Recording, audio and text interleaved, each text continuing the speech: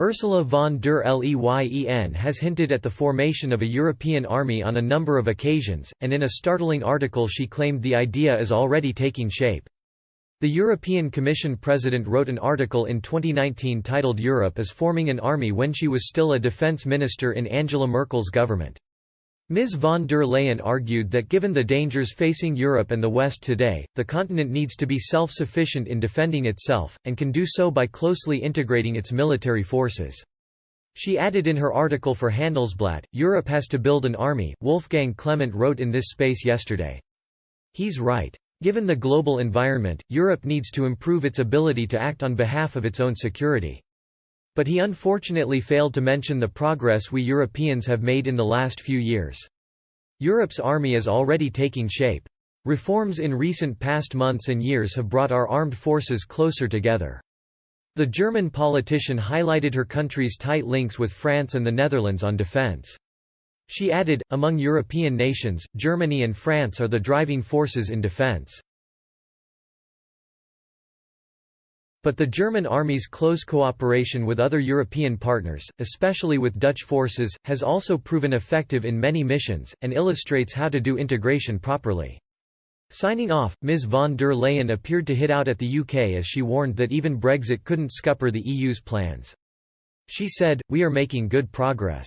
Despite Brexit, and the controversial debates we Europeans have among ourselves, Europe remains a unique creation, uniting 500 million citizens in the name of freedom and prosperity. This Europe must be able to defend itself."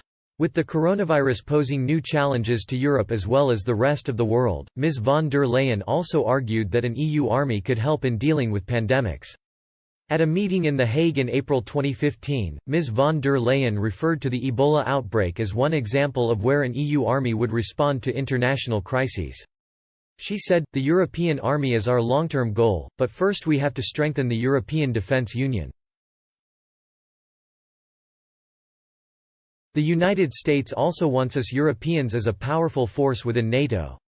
The Ebola crisis alone, or the attack of ISIS on the Yazidi, has shown that Europe must be more flexible and have faster access anywhere in the world in the event of a crisis. Well-rehearsed structures within a European defence union could help to shorten coordination processes and speed up the help that is needed. She added, "All over Europe we will need to invest more if our alliances can reliably take responsibility." Ms. von der Leyen also noted that such a project remained a long-term goal and would probably only be something that my children would experience. This came after Mr. Juncker had also expressed interest in an EU military force.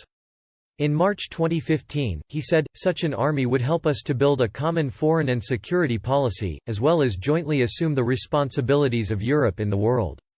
A common army among the Europeans would convey to Russia that we are serious about defending the values of the European Union."